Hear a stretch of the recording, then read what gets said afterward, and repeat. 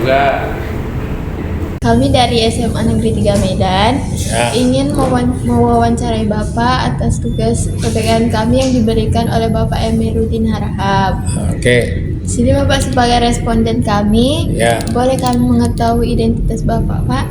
Nah, ya boleh aja. Nama saya Tumanggor. Dulu pernah jadi jaksa, sekarang masih jaksa. Oke. Perkenalannya udah cukup sampai situ? Sudah cukup, Pak. Cukup. Sini gantian kami ingin memperkenalkan diri. Silakan. Pertama, nama saya Andesta Natalia Silaban, Pak. Oke. Sini nama saya Raya Azura.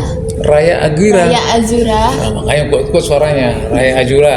Ya, Pak. Di sini nama saya Dinda Novianti. Anak dari siapa ini? Dari Bapak Asriel. Oh, anak gurunya? Enggak, Pak. Beda lah, Pak. Oh. Dan nama saya Joy Natania Agatha Ginting. Oh, Join Agatha. Natania Agatha Ginting. Mari kita mulai wawancaranya ya, Pak. Kami disuruh untuk mewawancarai kejaksaan. Jadi, soal yang pertama itu Apa saja tugas utama dari Kejaksaan Tinggi dalam sistem peradilan pidana? Jadi dalam peradilan pidana tugas kejaksaan sebenarnya hanya satu. Berdasarkan pasal 29 atau berapa ini? Melimpahkan perkara ke pengadilan dengan permintaan supaya segera disidangkan dan diberi putusan serta melaksanakan putusan pengadilan yang sudah inkrah. Ngerti yang inkrah? Yang inkrah itu maksudnya putusan yang sudah diterima para pihak.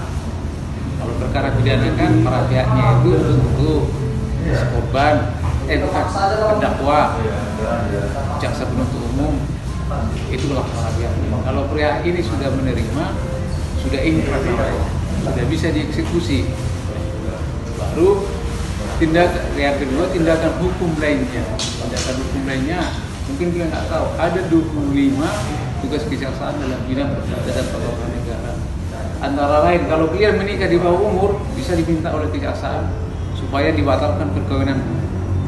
Yang kedua, persoalan terbatas, kalau melanggar ketentuan hukum atau melanggar kepentingan umum, bisa diminta jaksa untuk dilaporkan ke pengadilan.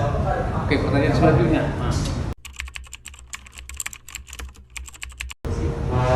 bagaimana cara kerja jaksa dalam menangani kasus-kasus yang ada di pengadilan?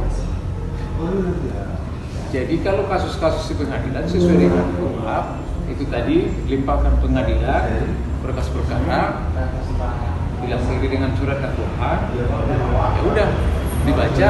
Sidang pertama baca surat dakwaan, sidang kedua panggil para saksi, baik saksi yang melihat langsung, mengalami, baru saksi ahli.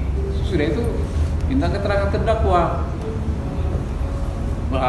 Jaksa merasa sudah cukup bukti, ya dia bisa menuntut, minta ke hakim supaya melakukan penuntutan. Berikutnya ya diputus oleh hakim. Tergantung tadi yang saya bilang tadi, kalau para pihak sudah terima bisa dieksekusi, kalau tidak ada, kalau bebas mungkin jaksanya kasasi walaupun dilarang bisa, karena jaksa penuntut umum dalam hal ini bisa mewakili kepentingan si korban melalui korban yang memintakan ke jaksanya. Apalagi? Cepat. Pak, pertanyaan ketiga itu, apa saja tantangan terbesar yang dihadapi oleh kejaksaan dalam penegakan hukum?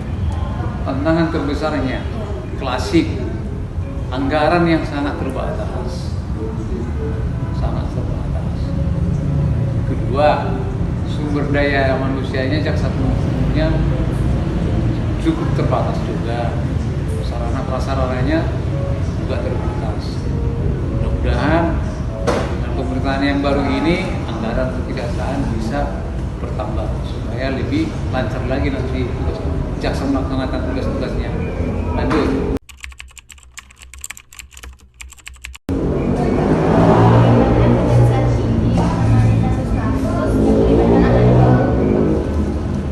Anak di bawah umur sebagai apa? anak di bawah umur ini macam-macam. Adakah sebagai korban atau sebagai tersangka atau terdakwa? Sebagai tersangka, Pak. Oh, nggak bisa satu orang. Kau peranmu hanya satu. Kau tersangka atau? Kalau sebagai tersangka, Pak, itu gimana, Pak? Kan ada undang-undang peradilan anak. Jadi berngacu ke sana.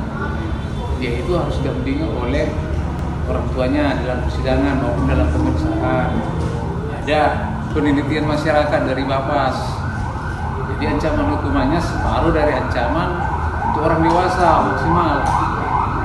Itu yang bisa dilakukan untuk keluarga terdakwa kalau dia sebagai tersangka atau terdakwa. Terus apa lagi? Pak, kalau misalnya itu kan menjadi tersangka, kan itu tadi Bapak bilang harus didampingin sama orang tua. Ya. Kalau orang tuanya tidak mau mendampingin itu gimana, Pak? Ada kan walinya, kakaknya, abangnya, saudaranya. Nah, kan itu kan. Kalian juga kalau nikah kan bukan orang tua kalian yang menikahkan kan, wali kan? Ada walinya. Kalau sejauh ini ada kasus-kasus yang terkait dengan pertanyaan saya tadi, Pak, yang Bapak jumpai? Oh banyak. Gimana cara bisa sharing sedikit, Pak, gimana cara menanganinya, Pak? Intinya seperti tadi itu, ancaman hukumannya kan nanti jaksa neliti berkas. Dalam berkas itu adakah orang tuanya mendampingi waktu dari pemeriksaan, itu kan nanti pakai berita acara. Adakah hasil litbangnya penelitian usahanya dari Bapas? Adakah kartu keluarganya atau adakah kartu pelajarnya untuk membuktikan bahwa dia umurnya masih di bawah umur? Terima kasih Pak atas respon Bapak dan menjamu kami dengan baik. Semoga apa yang kami tanyakan dapat kami jadikan pembelajaran kami untuk kedepannya Pak. Oke, terima kasih juga. Jadi kalian sebagai anak sekolah, bagus-bagus sekolah ya. Ya Pak. Jangan disuruh sekolah malah pergi ke tempat yang lain-lain. Yang kedua, Hormati gurunya. Ya, Pak. Itulah penutup dari saya. Oke, tutuplah videonya.